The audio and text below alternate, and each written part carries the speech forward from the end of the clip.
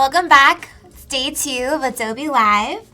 My name is Ellie. I'm here with our wonderful guest, Andrea. Thank you. From Studio Linear. And we had a lot of fun yesterday. Andrea was working on some posters for a real client, making some really cool collages in Photoshop. So we're going to continue some of that work today, and I'll let her tell you about that in a minute. But go ahead and say hi in the chat. Let us know if you were watching yesterday, and if you're new today, where you're watching from. We'd love to say hi. Raphael says aloha, so maybe from Hawaii. I'm jealous if that's the case. Hi, Valentina. I want to let you guys know that we're doing a giveaway with Sticker Mule again today. So in about 30 minutes, you're going to have a chance to win some stickers if you are active in the chat, which is really fun. And then if we can pull up the schedule, we can take a look at that. Let's see. So earlier today was the first day of the Photoshop Daily Creative Challenge, the new challenge with Voodoo Val. So you can go ahead and rewatch that if you missed it. And then right now we're live with Andrea. After this is the XD Daily Creative Challenge. And then after that is an XD case study with Stephanie, which you don't want to miss. You want to stay tuned for that. Our Daily Creative Challenge today is to create an avatar using your face. That's awesome. Which is really fun. So make sure to watch the replay, learn all about how to do that, and then submit them. And in about an hour and a half, we'll be reviewing those, and Andrea will be offering some feedback, and we'll go through them. And so we'd really love to see what you guys create, and I feel like that's a really fun challenge. So. I think it is, and it's something. My son is 9, and he's really into graphic design and things like this. I think creating his own avatar would just blow his mind. Yes. Oh my goodness, so we should have him watch and participate. Yeah, next definitely. That'd be so fun. Cool. Thanks for saying hi, guys. Hi, Michael. I saw someone from Bangor. Again, I saw Bangor float through, and I didn't see who it was, but I was like, oh, you're there. You're home. Andrea's from Maine, but we're in San Francisco right now, so she's quite a ways away from her home. But it's been so nice seeing everyone, tuning into the chat and really taking time out of your day to watch this and just to provide feedback and tips. Yes, I actually learned so a few helpful. things in chat yesterday, which I didn't know about. So it's fantastic. It's such a great resource. So I'm really excited to be here. Yes. Yeah, thank you so much. If you guys have questions for Andrea, feel free to ask them. If you have suggestions as she's working on her projects, and she's really open to that. This is a project for a real-life client. It's in the works right now. So feel free to participate, and we're really excited to see what you guys have to say. I'm going to go ahead and pull up your Instagram again if you want to just give a recap of who you are for anyone who missed yesterday. Yep.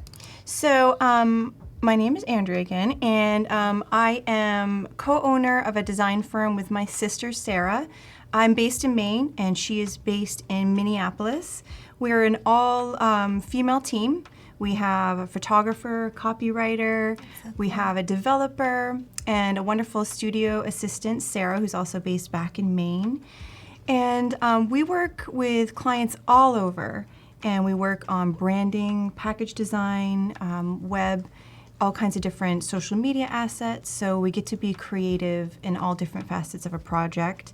We also really, a new branch, which we kind of talked about yesterday, was the spatial design, which is like another addition into expanding branding, and is really a dream come true. Yeah. To be able to do that. So we, are very fortunate to be here today to share this with you. I just saw someone, Emma just wrote, I was born in Maine. Aww. Yay! I love Maine. I love the 4 seasons. I love snow, but it was great to get out here and see a different area for me. So this has been wonderful. So I don't know if you want me to jump in. I can do a quick recap let's from jump yesterday. in if you want to show what you were working on yesterday and what you're going to do today. So yesterday, if anyone tuned in, is returning or is new, we worked on a poster. And this is a real project for a client who is opening a spa in Austin, Texas. And she approached us because she liked our collage style of design work and wanted us to develop some prints for her new spa, in addition to some social media assets, which we'll work on in a little bit today. And yesterday we were able to go through, finish up one poster, and I'm going to finish poster number 2. And because we did a lot of the fundamentals yesterday, today I'm going to go through and speed it up a little bit and drag and drop a lot of things that we already covered yesterday. But if you have any questions, this will be on YouTube, or you can message us on there to ask any questions, or message us right on Instagram, and we'll get back to you on that. So if it goes too fast, I will answer any questions that you have in the future. Yes, and you can watch the replay of yesterday if you want to see her entire process for this. But yeah, make sure to follow. Her Instagram is Studio Linear, and like Andrea said, like she's really willing to answer questions or anything you guys have. So you can message her there, and make sure to follow her work too. You can see all the finished project when it's all finished. Yeah, exactly. Yeah. So you can see, and like Ellie said, I'm really open to feedback. So where this is a work in progress, it would be fantastic if I can get your feedback too on some different things that we can add or remove from this, and all work on this sort of together. And I am self-taught and am a beginner in a way. And so I reached out to a lot of people, and I'm so grateful that people took time to actually answer some of my questions. So I would love to be able to do that for all of you. So yesterday, here is where we finished up our poster.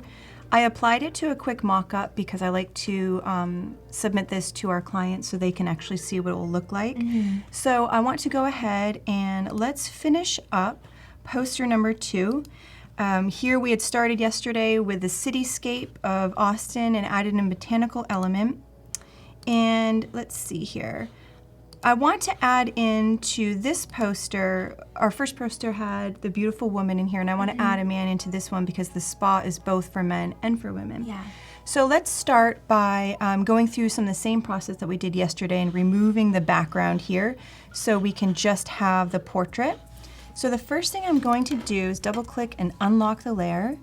And I have my workstation all set up. We went over that yesterday to get it all ready for this project. I like to have it all organized. Your colors, all your stock images. Yeah, I like to have it all right there. So to get rid of the background, I'm going to go up and click on Quick Selection Tool. And then I'm going to hit Select Subject. This is a really, really fantastic feature built into Photoshop that just selects the subject. It can sense where the edge is. So I like to start there. I can see where I can come in and kind of zoom in.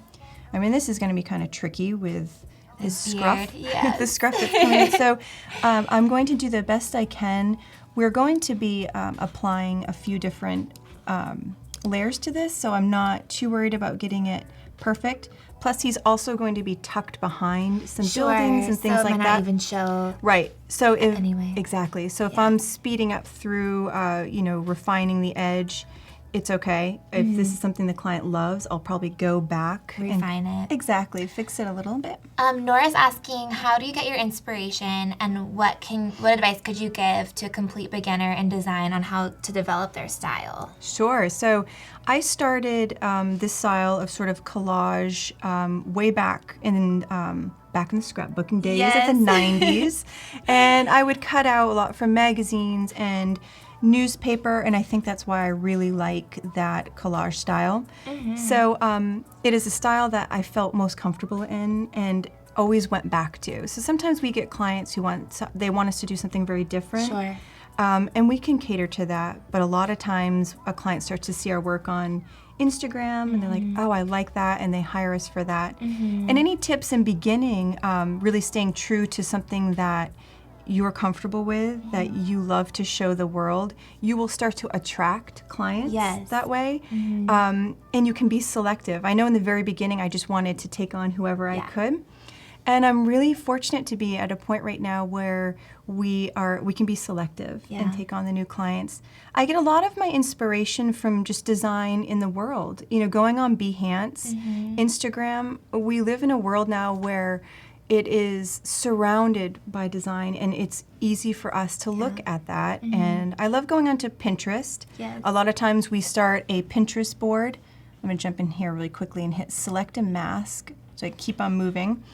We go to Pinterest to show clients, you know, what we have in mind for a project, and then we create mood boards from there, like we showed yesterday. So really quickly, I'm creating a mask, and it doesn't have to be perfect because he's going to be sort of placed behind some images. But for my output, I'm going to click Layer Mask and hit OK. And then I will double click on that mask layer, and I'm just going to use this refine edge just to kind of fix up some of his hair just a little bit. Drag it around here. Jared is asking if you start with thumbnail sketches and rough drafts. I do. Yeah, so we showed that a little bit yesterday. Yep. You have a notebook. You said you carry a notebook around with you. Yes, I can hold this up here. Yeah.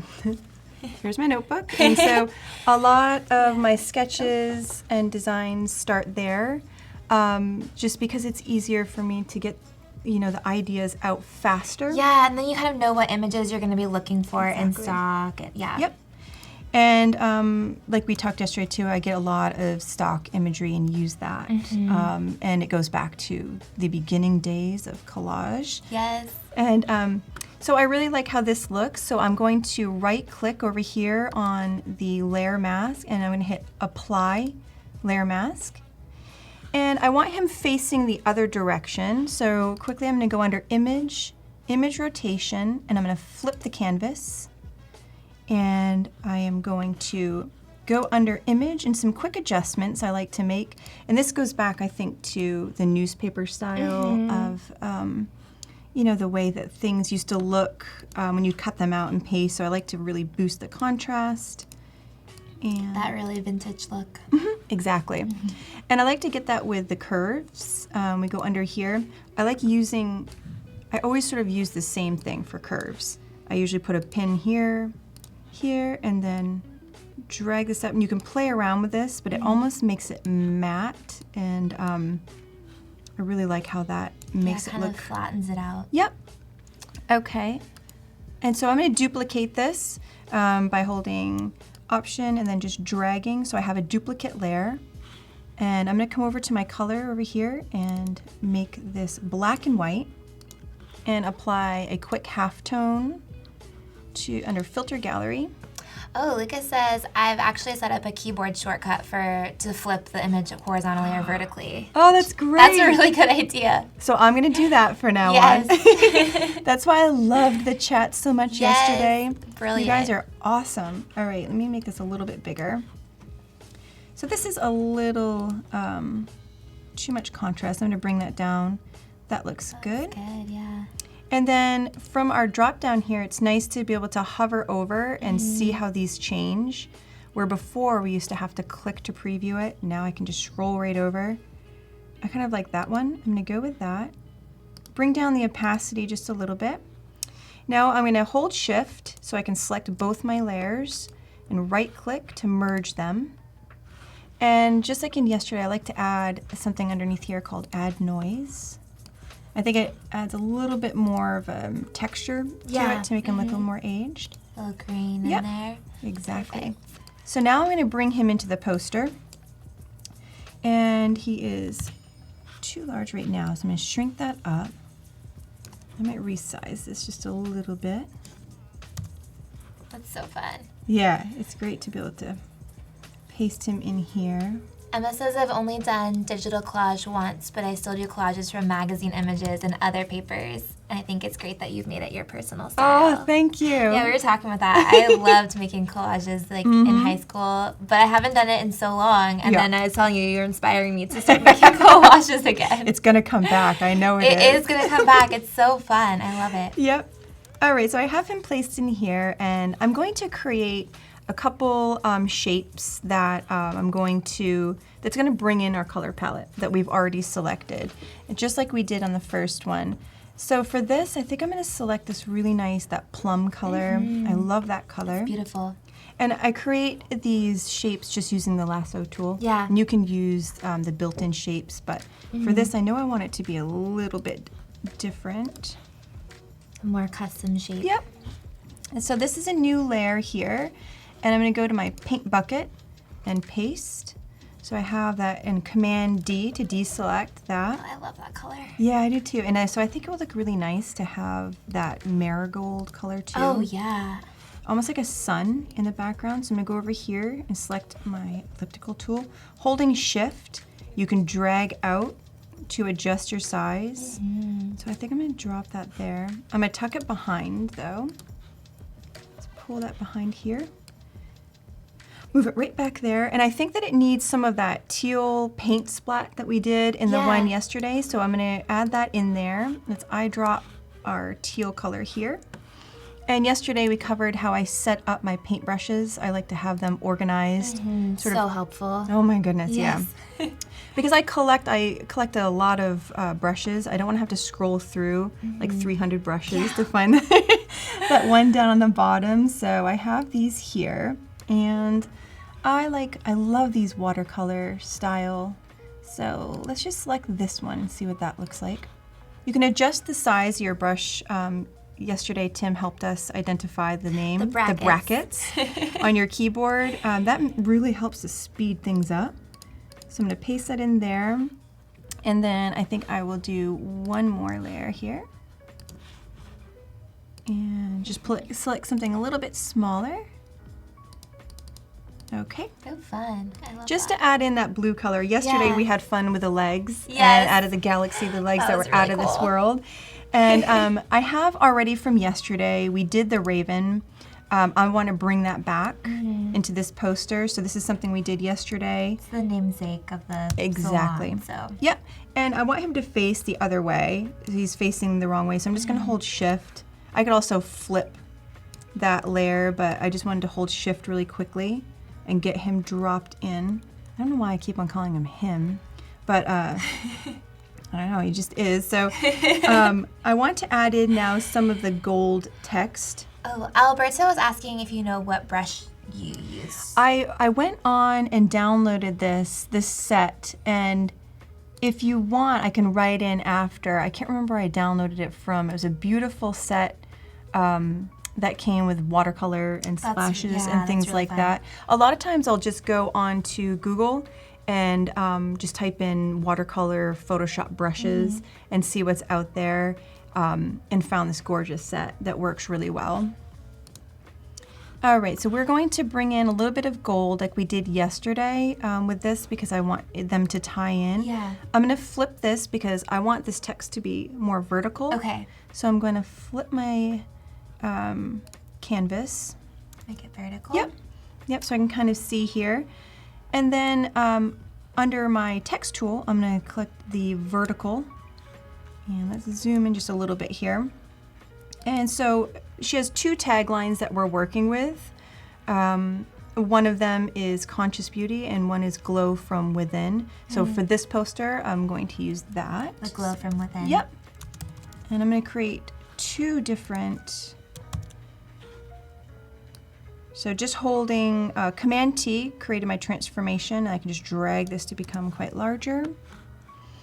And I come over here to this layer and I hit Command and click on the layer, and then I hide it and come up here to Copy Merge, and then I'm gonna hit Edit and Paste.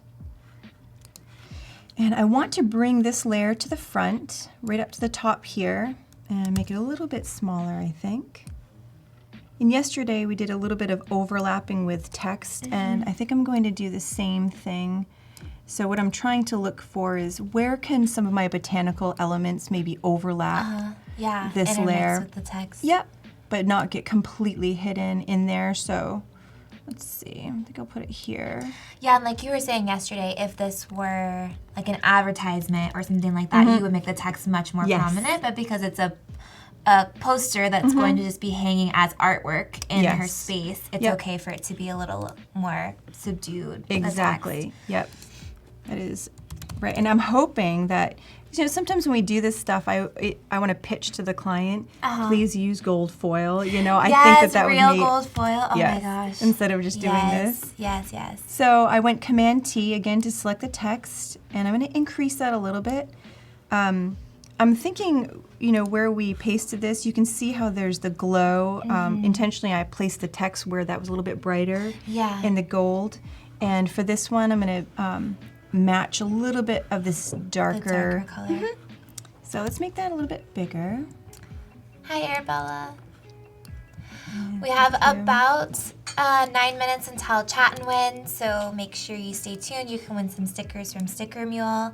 And then in a little bit, we're going to be reviewing the Daily Creative Challenge, which is to create an avatar using a photo of yourself. Yes. You can watch the replay for that if you missed it. You can learn all about how to create that.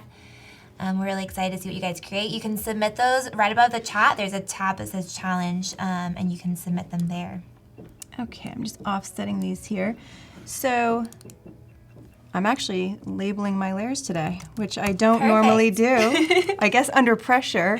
When people are watching, and then you're like, oh no. I swear I do this all the time. So I want to go in and I'm going to try to show how some of the botanicals could overlap some of this text here. So to do that, a lot of times I do use a mask as opposed to erasing because I tend to need to fine tune it just a little bit. You can bring it back easily. Exactly. Yes. Yep. And if I erase it, it's permanent. I have to, Command Z and go back. Yep. But with this, if it doesn't work and I step back and think, no, that was a little too much, I can bring it back very easily. So right now I'm just trying to look to see where my letters are aligned with this botanical and what I'm going to cut out. I think I'll cut out the bottom of this L here and the top of the O. And that might be it, maybe a little bit of the R here. So I'm going to go under our mask tool right there. And if you're not familiar with masks, we talked a little bit yesterday about this. When you paint with black, it removes a layer, but then you can bring it right back by painting with white, which is fantastic. And I'm going to select a brush that has a really soft edge to it as well. It almost feathers that edge, so it's not a very, sharp look to it. And I'm going to zoom in here. Okay, and I like to change the opacity just a little bit so I can see my leaves behind. And with my black and the layer selected, I'm just going to slowly go in and erase a little bit of this in here. And then a little bit of that. Let's scroll down here. I think I'm going to leave this because I do want the viewer to be able to tell what it is, the word is. Be able to read it, yeah. Sometimes I erase too much when I step back, and that's why having a mask is so helpful to be able to go back as opposed to having to redo the whole thing. So let's boost the opacity back up and see how that looks. I think that works well. That's really fun. Yeah, and maybe we'll do the same thing really quickly with this. Add a mask. Zoom in and maybe have some of the building crop out. So same exact thing. Nora's asking about pricing. Would you, if you're going to price for a client, would you, how do you figure out how to quote for them? And it's just such a tough question. Or do you choose to go quote high? Do you choose to quote low?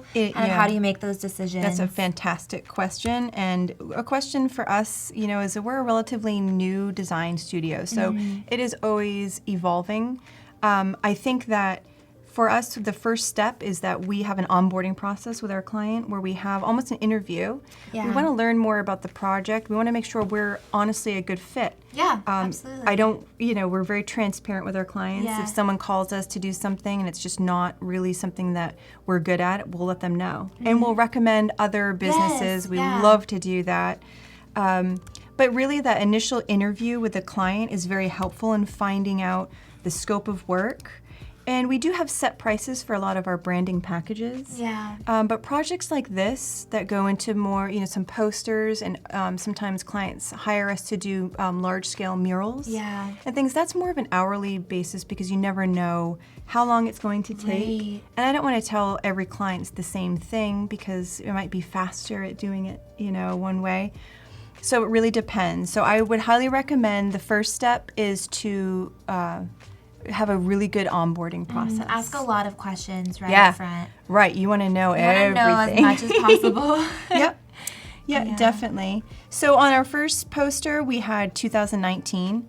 On this one, I actually want to put probably the location for her. And I want to put something around over here to add a little bit of gold over there. Now you could do gold with a paintbrush or something like that. I'm going to switch back to our normal horizontal font here and type in, I like setting it up more of in a stack like this, like a grid. Arabella's asking, how do you determine when you're finished with your design, like something That's like a great this? question. And does your client stay involved through the entire process? They do. So the client does stay involved, and that's part of that interview process is finding out, are you willing to stay involved with us? And, give feedback. We're going to, yes, exactly. Yes, in a timely manner. Yeah, we have a welcome pack that we created, and it helps so much to let the client know what their expectations are. Yeah. And because a lot of times clients don't know, what they should provide for feedback, when they should provide it, and things like that. So we definitely do that. And in terms of knowing when a project is done, a lot of times it works and then you step back. And Tim are you ever finished? Tim asked with a project. I think it's a work in progress, and some of the best clients we have are the ones who keep on coming back. Yes. And want us to do more and more. Refine and tune things as you go along with them. And as they're growing, you're also helping their brand to be built up. Yeah. So right now I'm just creating, I'm going to be cutting this out of the gold, so I'm not too worried that you'll see what I'm doing in just a second here. I'm just adding a text detail to the poster. On our first poster we had 2019, and where this is such an amazing, journey for this client, I wanted to make sure we included little personal touches. So this spa is opening in Austin, Texas. Maybe down the road, she's going to open many, many more.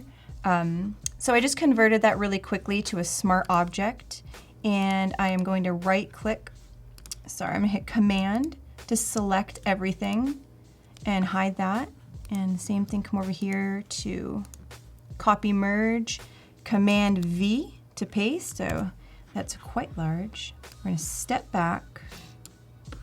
And I want to bring this over here, sort of offset. And I might shrink that up just a little bit. Lucas is asking, how and why did you start doing art, and when did you know that you were ready to start a business? Boy, that is a very good question.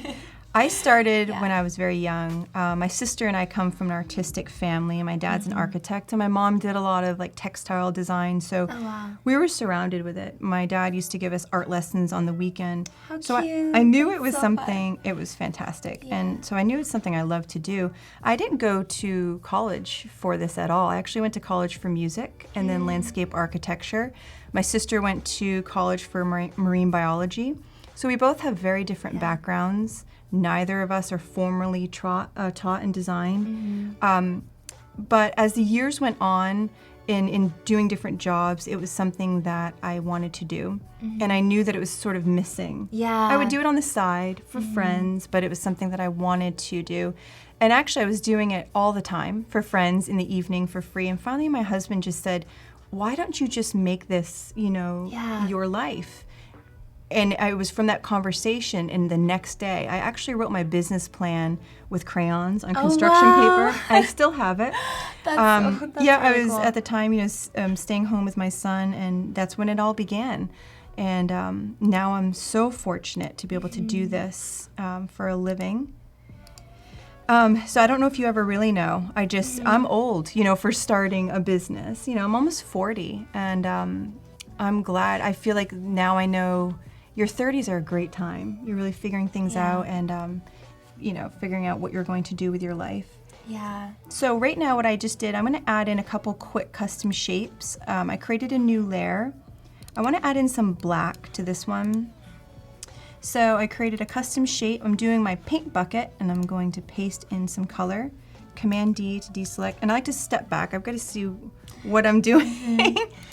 And I'm going to do the same thing.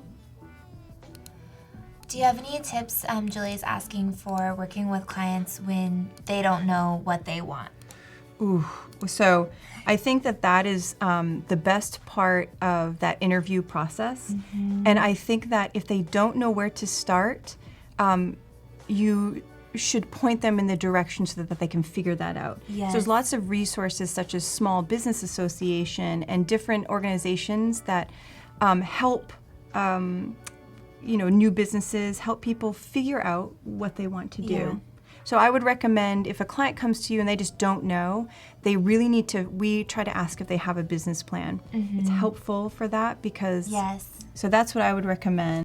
That's good advice. Yep. It's time for Chat and Win. Yes. Then they know why they're coming. Hop in the chat, say hello, and we'll be right back to see who's going to win our stickers. Great.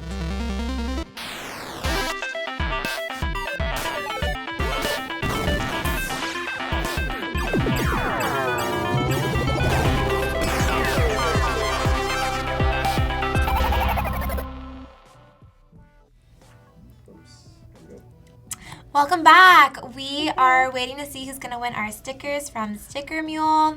I need some stickers. Yes, I know we were saying yesterday, both of us have really boring laptops, so Yeah. we need to mix it up. Mm-hmm. If you guys design any cool stickers, let us know. Yes. Maybe we can print them Yes. and feature them on here. Yes. Hello. Oh my goodness, there's so many people saying hi. Hi, everyone. Oh, I see my mom. Hi, Mom. Oh, that's so sweet. Yes. My mom probably floated by too. Yes, I'm sure. I know there's so many names going by right now. Oh, and Kale. So congratulations. You will get a message on Behance about how you can redeem your stickers, and we hope that you really enjoy them. If you didn't win, you can go to this link right here, stickermule.com/AdobeLive19. You can get 10 stickers for $1. You can test them out, see how awesome they are, and then order many more. So, wow, still going. Thanks, guys, for participating. Congratulations, Hale. Congratulations. I'm going to get right back in here. So with this, I just created a custom shape here. I want to remove some of it. I want to create almost like a staggered sort of look to it. Yeah, like stacks kind of lines. Yeah. Exactly. So I just use my select tool, and I'm going to come in here and make sure I have the right layer selected. This is where naming your layers really comes in handy. So I'm going to bring this down and just spacing them out a little bit more each time. And I think I'm going to erase the point on the top here because now I feel like it's a bit distracting. And I'm going to do that down here as well. Let's come up maybe right here.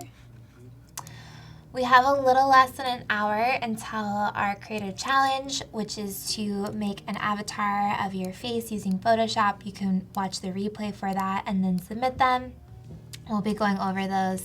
We're really excited to see what you guys create.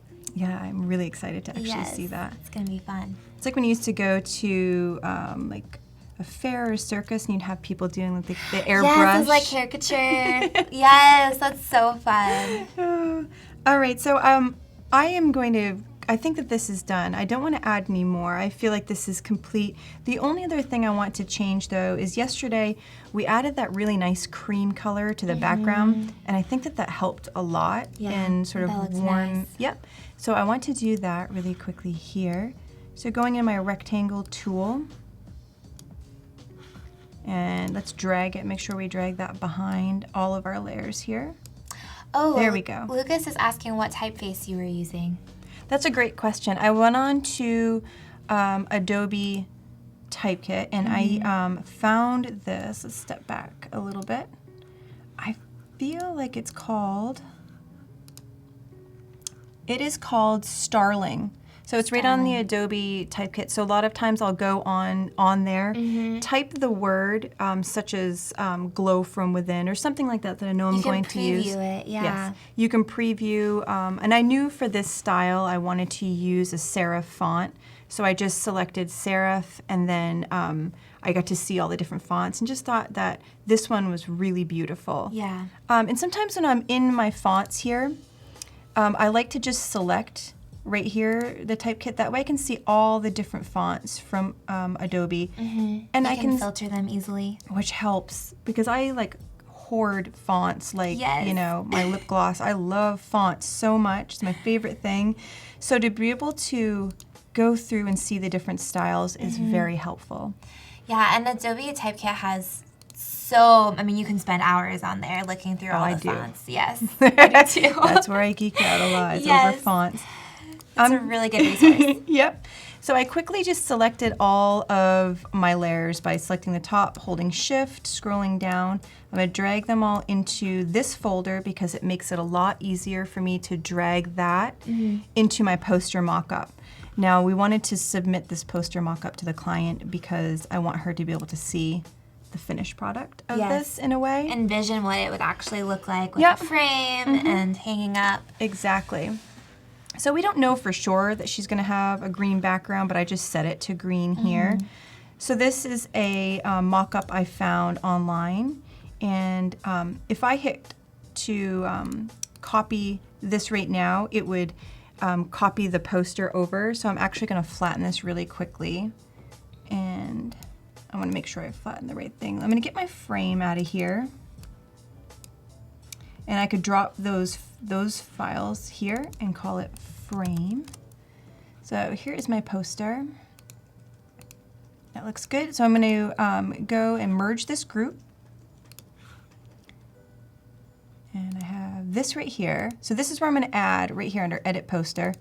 When you get used, in the beginning when I was first downloading mockups, I didn't really understand to double click in that where it says Edit Me. I didn't know like what the heck to do, and all mockups can be very different.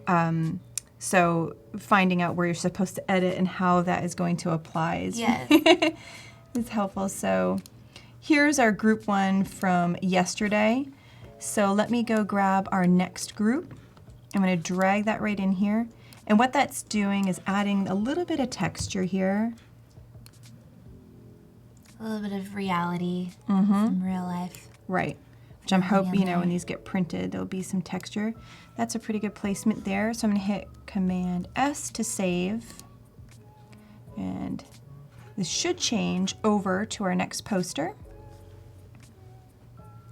Great. Okay, so it worked fine. Yesterday we worked on adding this frame and the shadows. So today I'm just going to duplicate that and drag that right over, as opposed to going over. If you have any questions, you can ask me anything.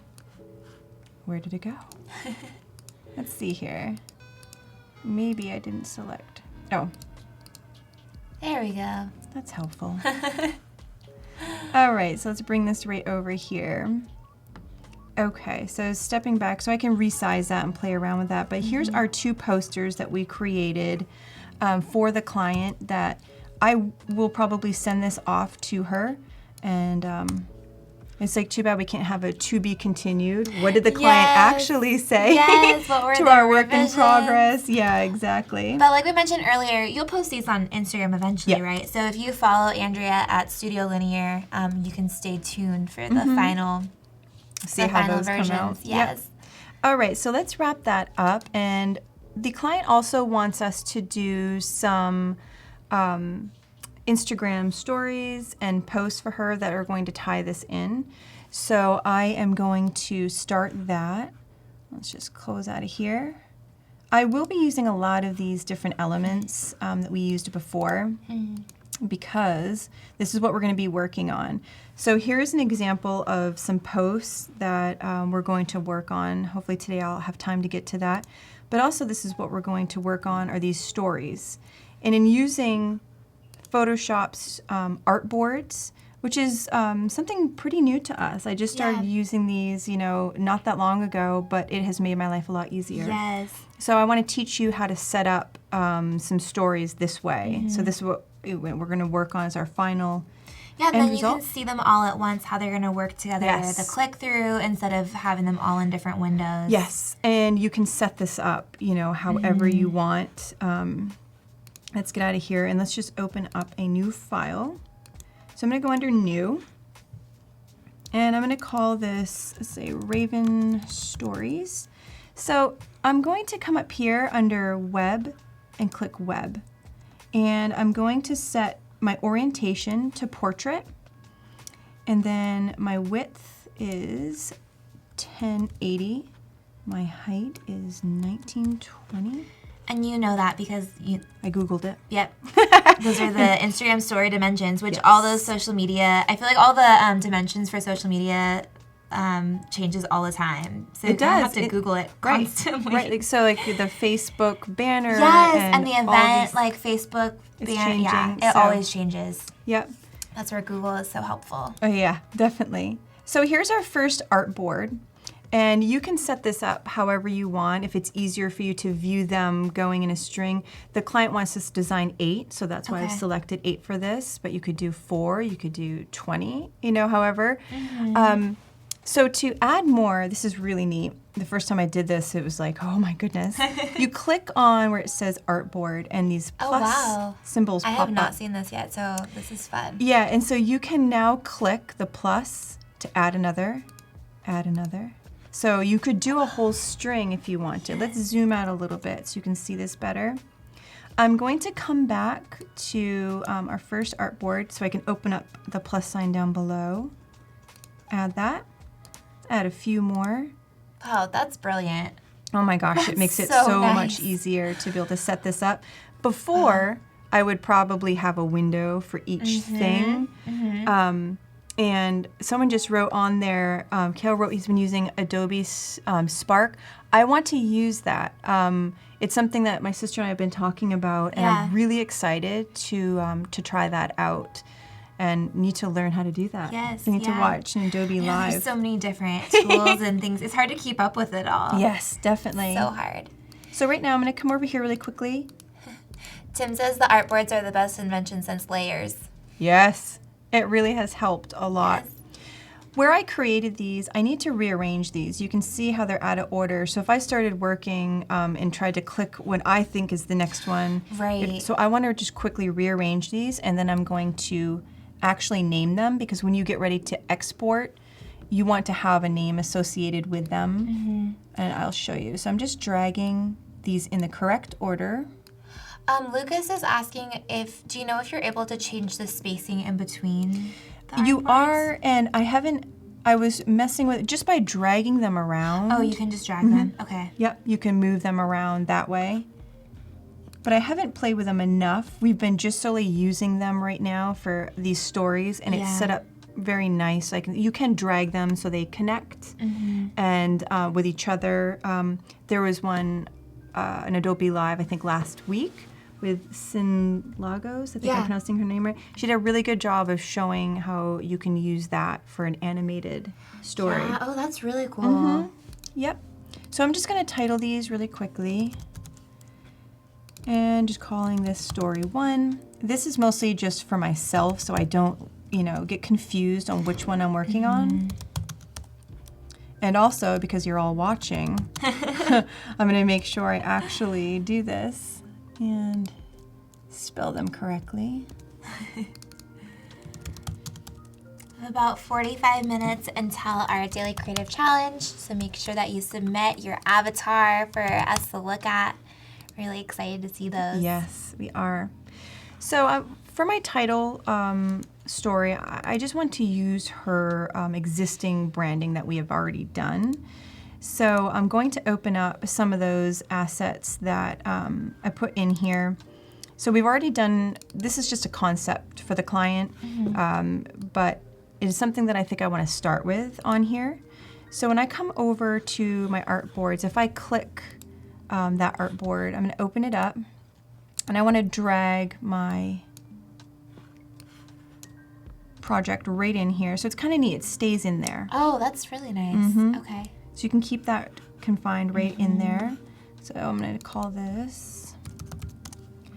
And then for our next one, I think that I want to pull in some colors, some of the creams and things like that. So really what I'm doing now is just sort of telling a story with existing color palettes that we've created, fonts and imagery. So you'll see a lot of repeated imagery that we've used, but we want to keep this brand cohesive. Yeah. And at the very end, we'll create a swipe up where I anticipate the viewer would then go to possibly buy some of her new products that she's launching or something like that. Because she's not just opening a spa, she's also launching a skincare line, right? Yeah, and she wants us to design the packaging for that. So when I'm thinking ahead, I want to think, what the end result will be for this user when they're viewing these stories. What are the actual goals? Yeah. Yep. So I'm going to come in here. So we're on the second one here. And I'm just working within my second artboard here. And I want to pull in some of the black color as well. So we're in this right here. I'm going to create a new layer. And holding shift, I'm going to create a circle here.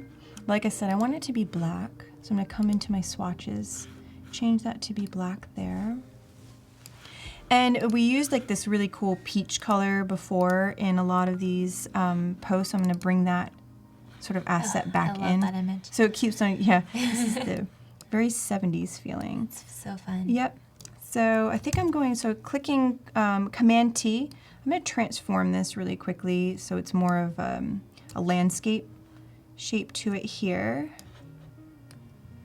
And I want to make sure, I'll just call this peach.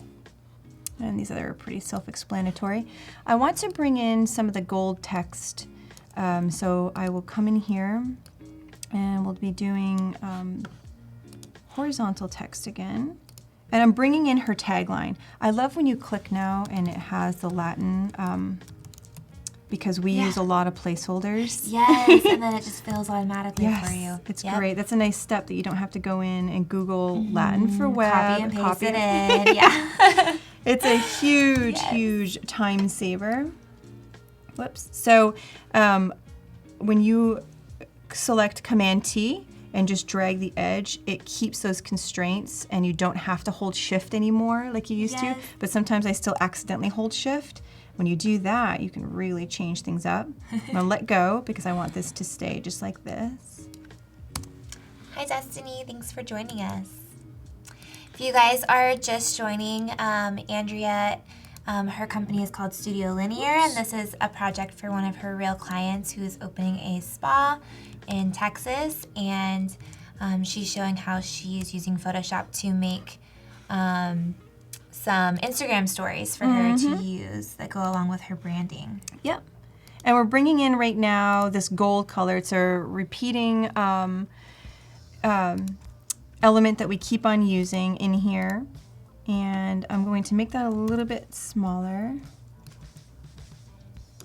Where the branding is, I love how she allowed us to use more jewel tones. And the black I really like.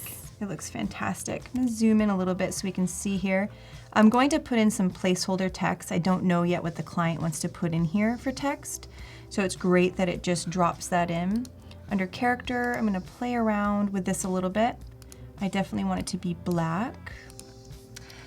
Narciska was asking if you could explain how you made the shadow inside the frame way back from yesterday. So I don't know if you want to go over that or there's a replay available too if you want to see that entire process. I think, it was something that we just did yesterday. And if you want to go back, is it on YouTube, I think? It's on YouTube and on Behance. You can watch the replay for it. It was very simple.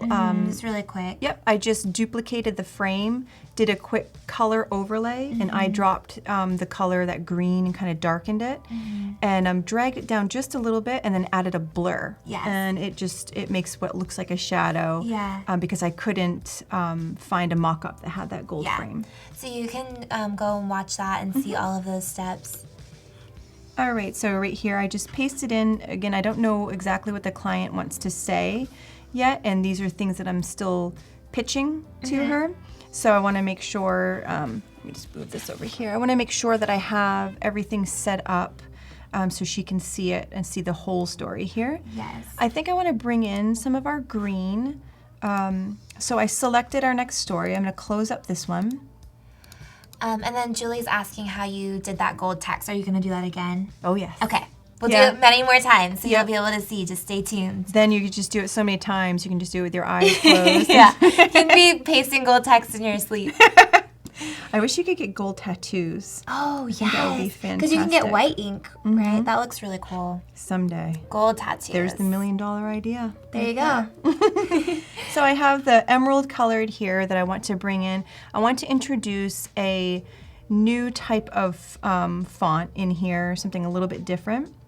So I'm going to come into our layer and create a new layer here. And again, playing around with the Austin, Texas. You can't see this, so let's change the color. I really like the blush color we have selected here already. With that green especially. I think it works really well. Plus, it's pulling in the blush color from the previous slide. Creating that cohesive story all the way through. Let's make this a lot bigger. Tim says you can get a gold foil temporary tattoo. That's not the pretty same sweet. thing. No, but that's really cool. It is fun. And you could customize. You could create like a bunch of different ones and always have a different one. Oh my goodness. Maybe that's what I need to start going into. Yes. Designing tattoos. Branded tattoos for your clients. Oh, that would be like a dream come true. That's so fun. All right, let's find a good font here for this. I'm just going to select all classes. I want to go with something different for this. So I'm going to select. There are lots of choices to go through. So many choices. I'm going to make this uppercase first. And in selecting that, let's go to our drop down here. And, sorry. Okay. I want to do something a little bit different for this one. I think that's a little too bold. We'll do that right there. And then I want to space these letters out quite a bit. So first, let's see with, that's a bit too much, I think. Okay, I like that. I'm going to copy that layer. You just hold Option, drag down, and now we have another layer underneath. My son's name is Austin, so I always joke that we're going to have to go out. I want to take him when he's old enough to South by Southwest and take him out to do something cool like that. Austin is so fun. I went for the first time. Was it really cool? I I've loved heard it. it's I ate so many tacos. It was so great. That sounds awesome. Yes. So I'm just letting the viewer know when this spa is opening. I'm going to go in here to characters, and I want to use that Sterling font, or Starling, that we did before. I'm going to make it a little bit smaller. I think that works right there. And then we'll type in Texas. Make that a little bit bigger. I love that pink on that green. I do too. It's a very, very cool color palette to use. And I want to let people know that it's 2019 that this is going to be opening. I don't know for sure that this is when, you know, the launch date is for the business. Just so they can envision it. Exactly. Yep. And let's align these a little bit better. I think that our text right here needs to come over just a little bit. I always kind of work at a little bit of a tilt, so sometimes I've even had clients say, you know, this looks great, but it's a little bit crooked. So let me move this right like that. Yes. I'm going to bring in a quick line here. Lena's asking what you would say to someone if they approached you and they don't have a business, but they saw your work and they wanted to have a personal like edit or some personal branding. Do you guys take on clients like that? Yeah, we definitely do. It doesn't need to be a business that's starting up. We do have people now, you know, who are branding themselves as their own business. So we definitely do work with clients in that capacity. Right. And it's a lot of fun, actually. The great thing is learning about what all the different businesses that people are launching and how huge it is that we're able to launch our own businesses. It's fantastic. There's a lot of resources now out there. Yeah. I think I want to add for this next one a portrait of a woman in here. So I'm going to come in. Yesterday we did this a lot. We did a lot of the removal of the background. So I'm going to do that really quickly here. I'm going to unlock my layer by double clicking. And under here where I go to quick selection tool, I'm going to hit select subject. Again, I'm just going to let Photoshop do all the hard Let it do the work. Why not? I mean, it's already built in. It's working well. I mean, you could come in, obviously, and using your quick selection tool, you could come in and fix some of the edges in here and bump them out a little bit. But as you know, from me explaining that we're going to be adding, some different filters to this, so it's not critical, that we're really making sure those edges are taken care of. So I'll go up here to select and mask. And it already looks so beautiful. I'm gonna smooth these edges. And just hit OK. Now I'm going to I'm gonna step back and do that again. Because right here on my output, I need to hit, and I can even hit remember these settings. I want to hit layer mask. So there is my mask. I'm gonna double click that. Now we're gonna try to go in and refine some of these edges here. They're a little rough looking. So I'm just gonna drag this along and hopefully we'll do a pretty good job in cleaning up. And a lot of this actually might be cut off by the edges of our story. But I'm just quickly dragging this refining brush, which brings back some of the lost detail when you crop out the background. And before this tool, I used to go in with the eyedropper and, very meticulously find any white, erase and find white, and then try to, blend it and blur it. Oh my goodness, it's very time consuming. So this makes it much easier. So I like how this looks right now. So I'm going to apply by hitting right click, apply my layer mask. Holding Option, I'm going to create a duplicate. And I want to do the same thing that I've done with other of our assets to give it that very aged look. So I'm going to come into our filter gallery. And I'm going to zoom out just a little bit. I come under sketch, and that's where my halftone setting is. And we're going to boost this up a little bit so we can actually see some of this halftone coming in. Oh, that's fantastic. So I'll make that one size bigger, hit OK. Now I'm going to use these drop down settings here to see what I think is going to work best. Oh, well, I know I'm going to like this one the best. Yeah, so I'm just going to go with that. The lighting. It's fantastic, yep. I'm going to hold Shift and I'm going to merge these two. So what I'm doing here is adding some texture to her. I also want to come in and I think I'm going to adjust the curves a little bit, because I love how it gives it that sort of matte look to things.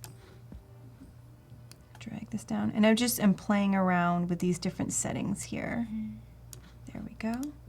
And then let's just quickly add some noise. I like some noise in there. Okay. So I'm going to be adding her to our story number 3. So I'm going to grab this and drag and drop. And she's off to the side here. I think that I'm going to make this a little bit smaller, but I almost like how large that looks for this. So that's beautiful. I think that that's nice, sort of right there. And again, we didn't end up seeing a lot of those edges that we had to refine, but that's okay. Yeah. So I want to bring in some gold. I'm not going to be doing the gold text right now, but I am going to add in a gold sort of texture. So a lot of times I will take a paintbrush, and I can show you really quickly. I go into my paintbrushes here, and let's find one that has like a cool shape to it. Say this one here. And I'm going to create a new layer, and I'm going to paint. Okay, so I have this here, and then I hit Command and click my layer to select that, hide it, and then I copy that that gold and it brings swatch. that gold in. So that's what I've done, and so this is a little bit of a different color to it, and so I'm going to go under Image and Adjustments into my Hue and Saturation. I want to make this really gold, so I'm going to be adjusting the saturation a little bit. Make it pop. I think that's good right there. And I'm going to drop that into that, so that's very large. Let me move this over here so I can make that quite a bit smaller. Just step back a little bit, see what I'm doing. I'm adding this off to the side here. It's just a little texture. And now I want to bring in some gold text, and this is where I'm going to bring in her second pitch tagline, which is Glow from Within. So I'm going to do that. And Command D to deselect what we were doing here. And I want to do vertical. There's that white space next to her, and I think it would look beautiful to have that sort of off to the side there. So I'm going to type glow.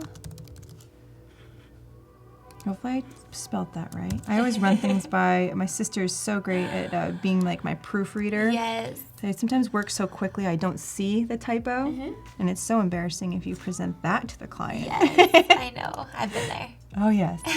I think I'm going to make this a little bit more bold. This is going to be really small text. And I'm going to decrease the spacing of that.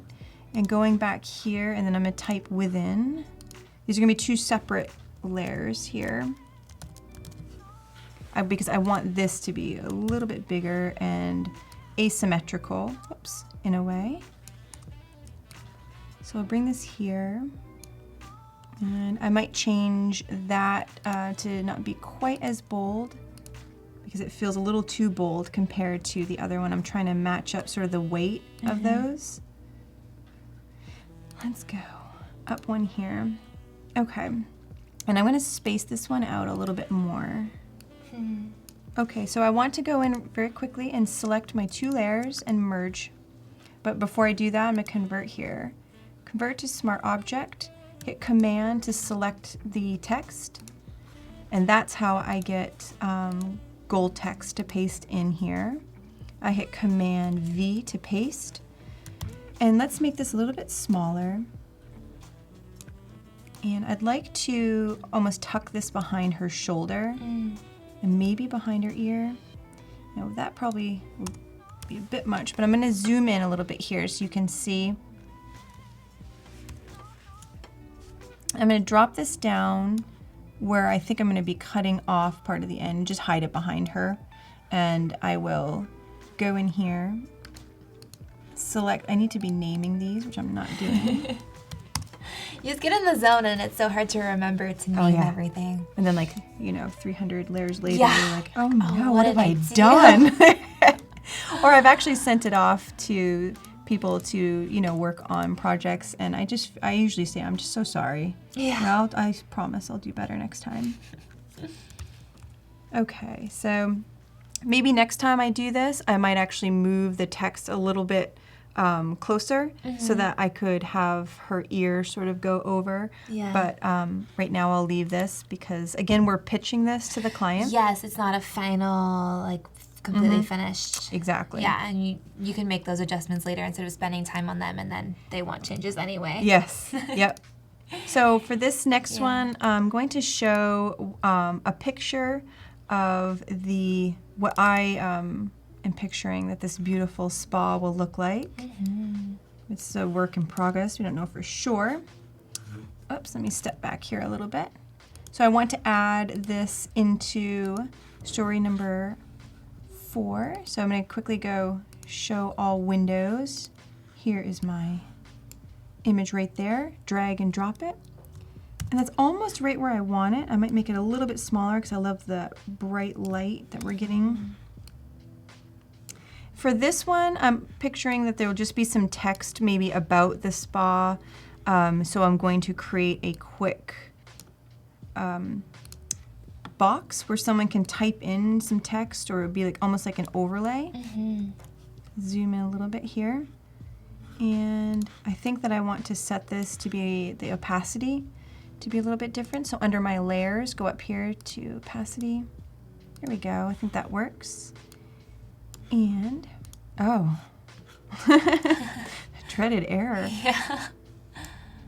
Luckily, nothing bad happened. Let's keep on moving. So, Day Spa here.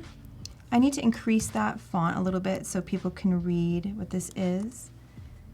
And I think that this is a really bright background. So I think I'm going to go under Adjustments here, and under Hue and Saturation, I'm going to bring the lightness down just a little bit so that when there is when there is text over here, we can read it. So one thing that I developed and I created for this project was a custom pattern. Oh. And I'm going to open that up really quickly. I'm not going to go into it too much, but but it's Oh, something wow. just using her color palette. That's beautiful. Thank you. So just using these colors. Yeah. And some gold, of course. Of course. I went in to my different brushes and just started playing around with a pattern. And I didn't really know if this is something we were going to use, but it's something that we like to show our client of how, we can create a custom illustration for that. So I can almost show you as we're removing step by step. I You just built it up layer by layer. That's all I did. I took different colors and just started pasting. I mean, I even think like that looks pretty cool. And stepping back and removing things. So this was something that we created here and added in some texture. I want to use this in my next slide. Because we pitched it to her, I think that I might as well use it. So for this, I'm going to rotate it more portrait. And it's coming here. So we're on story number 5. And I'm going to drag this. It does that for me sometimes, and so I'm still honestly learning artboards because it is new, and it definitely is making my life a lot easier, but I am still a beginner in some ways and learning and learning all the new things that are coming out.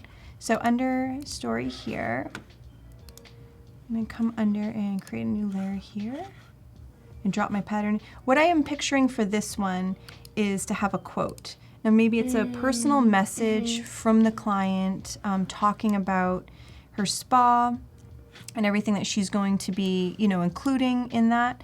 So I wanted to have bring in some black. As I'm stepping back and looking at this, I've got that really nice black up here, so I wanted to add that in here a little bit.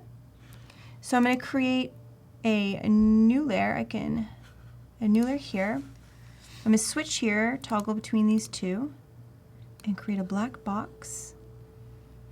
With something like this, did the client say like, oh, I want to have a slide that says this and I want to have a slide with my opening date? Or was that kind of you, like you're making those decisions for them? Both. Yeah, I think, she gave us, she let us know, what we're going to be doing for marketing. What is the end result? And then she, asked us, okay, how do you then get your audience to engage with that? So our copywriter, Carolyn, also does social media strategy, and it's a whole art in itself. Oh my gosh, it's so important. Yeah. And one thing I wanted to do is to add in, I have like these paintbrushes. Yesterday we quickly went over our grouping in the presets, and one thing that I showed yesterday is that I have some paintbrushes that look like tape. Oh yeah, I was hoping you would use those. Yeah. So here is our tape.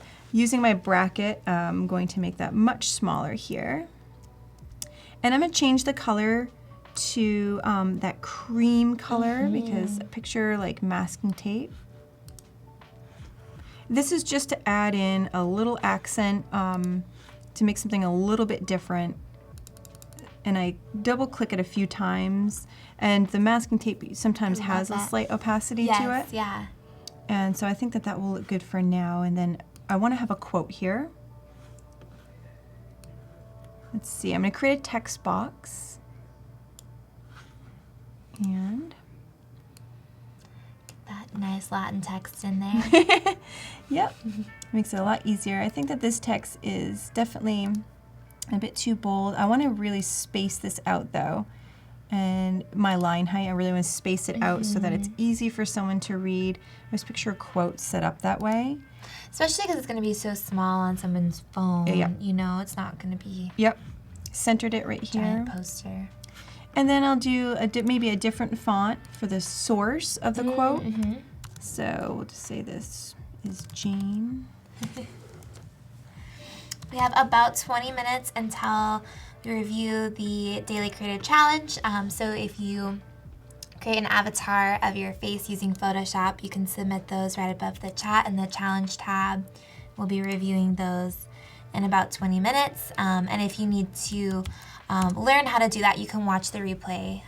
Voodoo Val went over all of that, which is super useful and fun, even if you're not participating in the challenge, to learn new skills. So make sure to watch that. So all I'm doing right now is adding in a quick, I'll make it larger so you can see what I'm doing. So I just want to indicate that this is a quote somehow by maybe doing something a little bit different. And I think I want these to be pink. There. All right, so we've got that one. And I love that tape. I need to get some tape brushes. Just Google it and they'll show up. How fun. Yeah, so I want to bring in our Raven. That's an asset that we already worked on, so I think that it's easy that we're just going to drag and drop this right in here. So we're going to go under layers. We're working on story number 6 right now. Before I do that, I'm going to add in a little bit of that pink color here. And let's go in and open up our Raven. There it is. I know yesterday there was some discussion in the chat. Is it a raven or a crow? And how do you know the difference? And does it matter? I don't know. I think for this, it does. Because it's a raven, yeah. The spot. But for a mock-up to show her, you know. Exactly. A lot of these things are going to be changing. So it's not critical that, you know, we have it.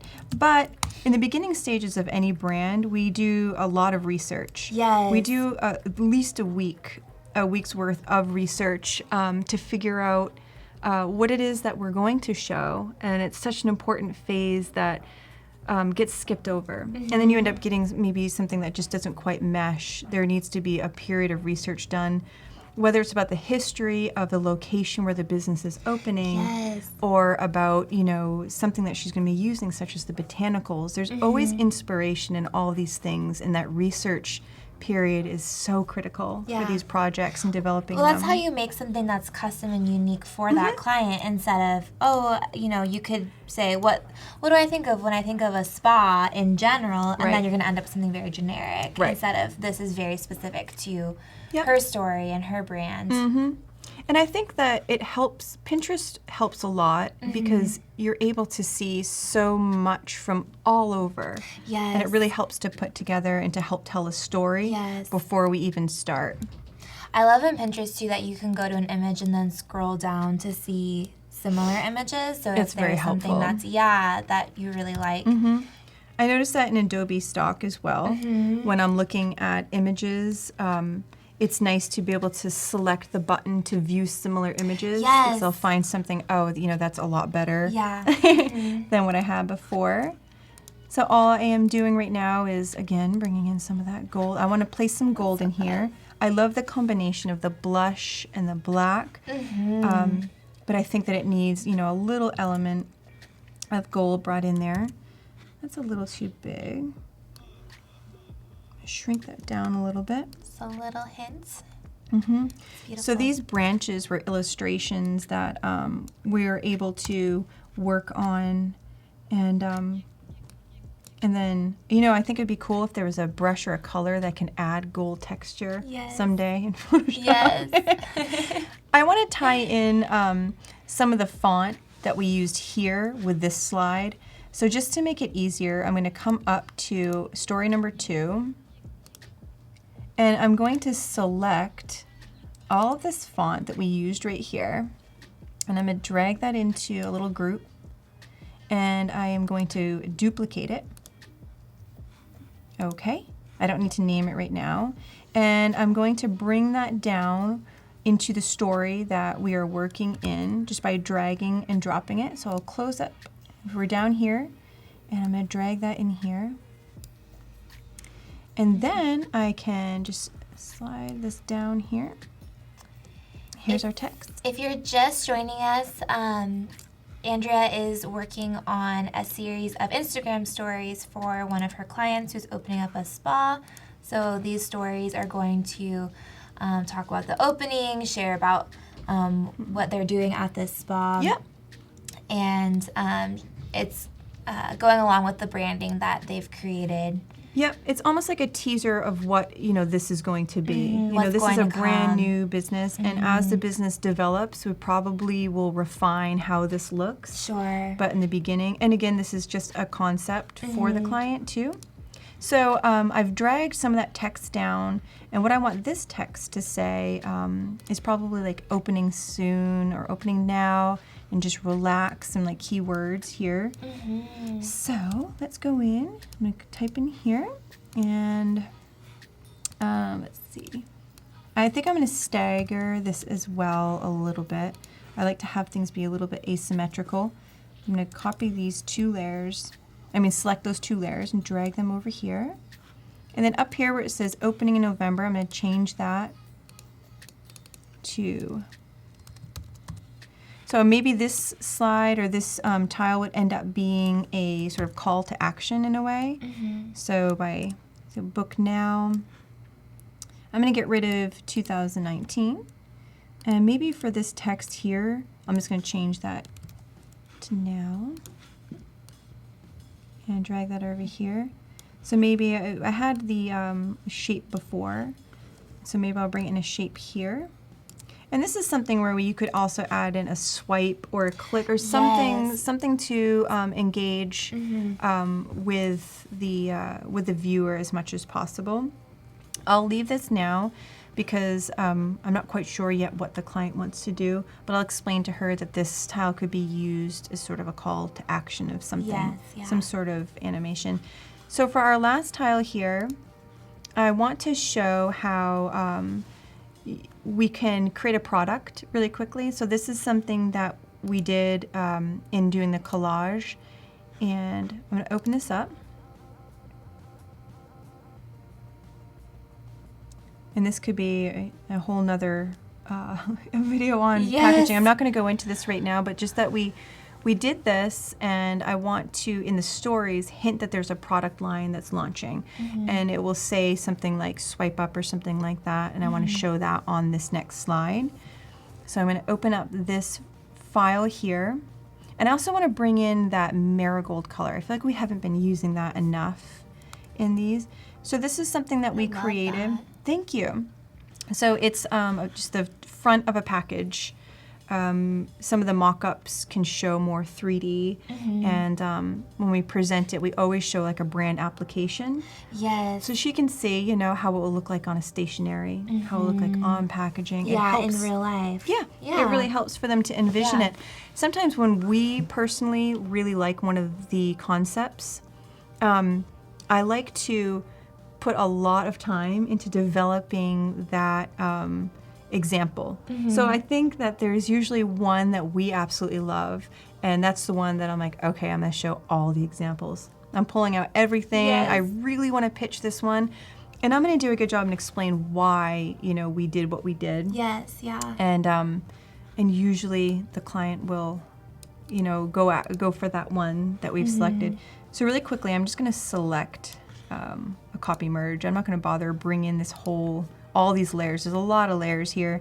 I don't need to do that, but what I do want to do is to have that marigold color here.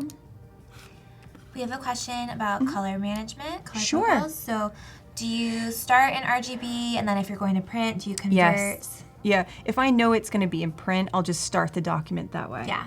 And just start. Yep. And usually for posters and things like that in the packaging, I just will start in CMYK. And some I do start in RGB, but when we present to a client their brand manual, we give them all the hex numbers they need, also all the Pantone, so they'll have everything that they need in converting. So down the road, if the client wants to do something, she can submit that brand manual to the print shop. They can see, okay, this is how I'm going to match it up, so we can try to keep the color as managed as possible. So you're going to end up with some weird green, like lime green. You're like, oh my God, it's not what we designed. And that's happened. So in our brand manual, we like to have fun. We like to show the do's and don'ts. I wish I had brought that with me. Do you have any examples on your website? Our brand manual, no. It's very custom to the client. And someone just Lucas wrote, you could start, and you can switch as well. Yes. I do switch back and forth, and Photoshop will give you that quick warning, like, hey, you know, do you want to do that? Yeah. And you can switch back and forth for sure. So right now we're on the last slide. I want to bring in that really nice package here because I'm trying to create a call to action for people to buy her new product. And I am going to create a swipe up icon. Here we go. I found this just by Googling an image. So we're going to flip it counterclockwise and drag that right in here. Let's move this out of the way so you can see what I'm doing. And let's sort of add this right here. And I would hit maybe swipe to shop. And let's change the color of that so we can read it. We'll call it black. Okay. So I want to add a little bit of texture, I think, to this marigold. It seems like almost too flat to me. So I'm going to close up this here and open up our last side here. And let's open up something to add some texture. I like this really cool concrete sort of texture, which is nice. I'm going to drag that in. Drag it over here. And so what I want to do is to move that behind our marigold. So I'm going to hide this really quickly so I can see what the heck I'm doing. I'm going to call it texture. And let's make it the right size for this. Okay. Now, bringing back in our color, I'm going to go underneath here to these settings, and I just want to sample. How do these look? You know, what am I going to add on here? Probably not anything down here. It's come up. I feel like that was a really good one right here. Or even multiply. And then I'll bring the opacity. Well, that looks good. Maybe I'll bring the opacity of our texture down a hair so that it's not too overwhelming. So it just adds a little bit of texture. You can play around with that and how that looks. So let's zoom out and sort of see this set here. It's pulling in elements for the whole brand.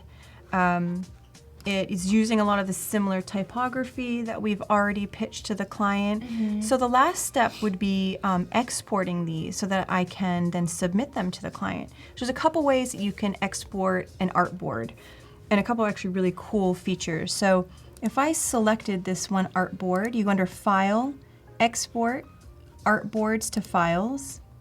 If there is one that I wanted to keep on working on, you can actually export that one and take it out of this whole group and export as a PSD. Okay. So say there's that one that, you know, we had Relax, Book Now, and I wasn't quite sure yet. Well, what am I going to, you know, have for call to action? Maybe I'm going to pull that one out and work on that later. So I can export just that one. That's really cool. It's fantastic. Or you can export them as a JPEG. Or, which makes life so much easier, holding Shift, and you can select them all, and I'm just going to export them as a group. Makes it a lot easier, and then I can send them to the client. As a whole group together, yeah. And then she can use them. So I'll go under here as Export, and then we'll pick JPEG. Let's pick a place that we're actually going to be exporting these. Okay. And I'm gonna hit Run.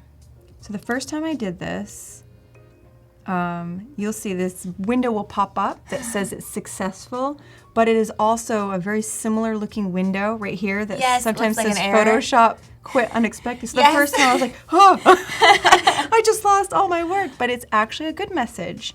So they were exported successfully. So let's see what they look like. And go down here in your Finder and let's look. So here they are. So what I would probably do is just copy these, upload them into an email to the client, and have her look at them. I might even take a screenshot of this so she can see them as a series. Yes. But a lot of times we will also submit them in a mock-up. Okay. It's helpful for the client to see that. So we're going to do that next, but with some posts. So let's close out of this. Yeah, it's really easy for you to visualize what they're going to look like, but sometimes for the client, they can't. Like they need that context to see what it's actually going to look like in real life. Yep. And I loved how in Sinlong goes on her, she did animation. And I think that Photoshop is such a diverse platform to do. And some people don't even know that you can do animation in there. And it's so versatile. We use it for, you know, branding and packaging, web mock-ups and things like that. I mean, I know that they're launching XD, and I'm definitely going to tune in and a bit to watch that. And there's so many different ways that you can use each software that Adobe has. So what I want to do here, and I'll probably use this gold like 100 more times, so I'm going to actually leave it open. So I want to, what we're going to work on next is creating some posts for her, and in using her color, I want to bring those into a grouping of 3. So let me show really quickly here for posts. And I can open up here. This is what I want to show to the client, how she can use, her plum color and then, the greens. Oh, kind of create little color grids. Yep. That's and fun. let me open up originally the file that I have so that you can see what that looks like. I'm going to go under, just go back here a little bit. I swear I have them somewhere. I can just probably call them. Let's search here. Because I want you to see, if we run out of time, I want you to be able to see what the finished Yeah, so I wanted to show, again, using artboards, which we'll open up in a second.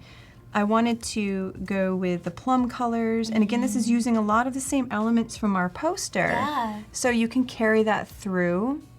And, from our model from that first poster and a lot of the vertical text. Making like a really cohesive brand experience, because people are going to see this on Instagram, then they're going to go to the spa, and then they'll, even if they don't actually notice that those are the same elements, they'll feel that it's cohesive.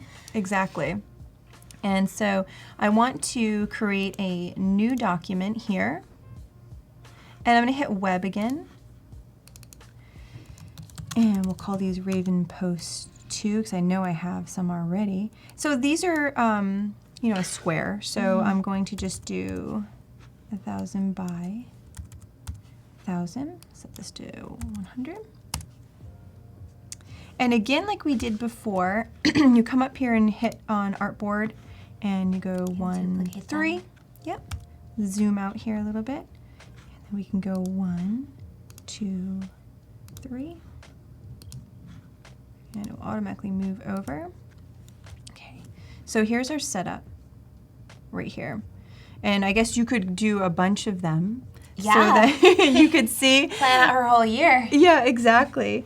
And so what I was thinking for this and looking at these, I wanted to bring in the plum, but I wanted to find an image that, already had the plum in there. So. Yes.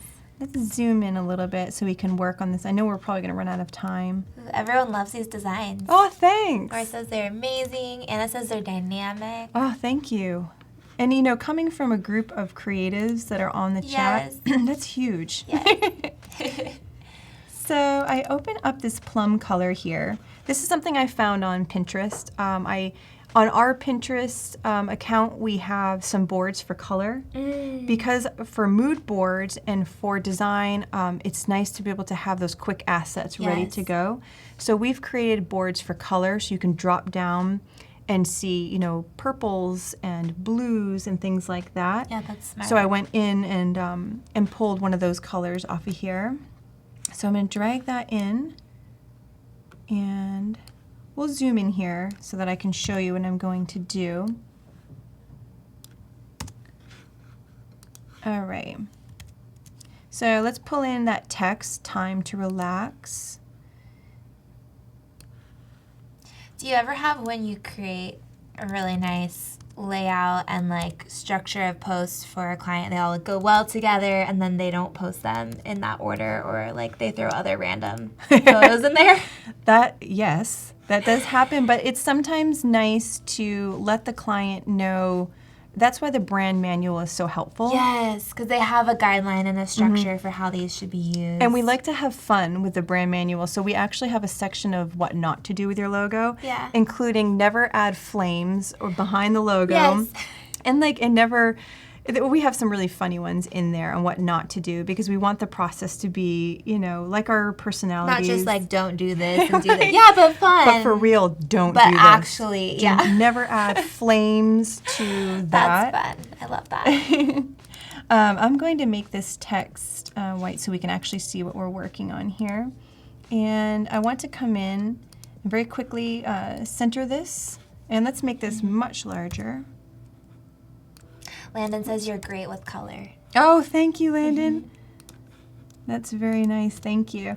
I think that it helps having a family that is artistic. Yes, you know that you grew up around that. Yeah, and we grew up surrounded by color. Our dad would constantly be pointing out, different colors to us That's all really the cool. time. So that's way too big.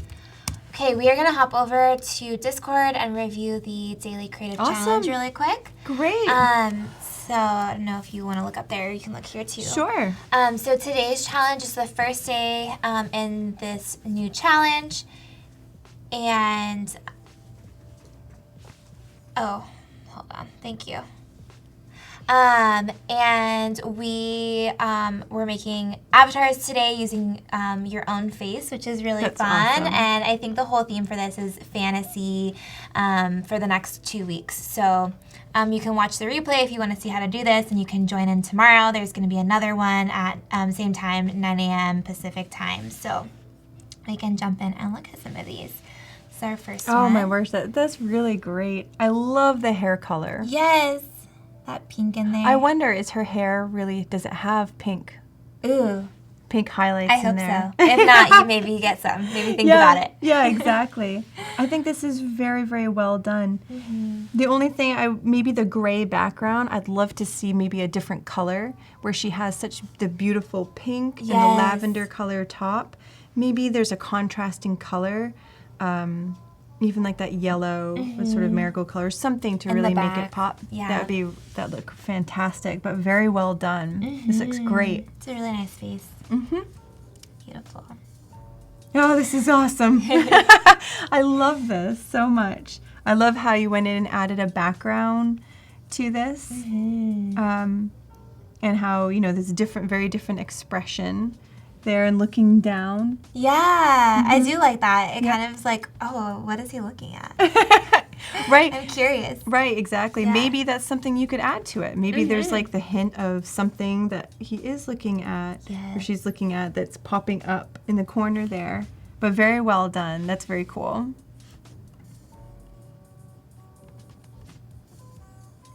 Oh, nice. Some nice texture in there. So we can make it bigger.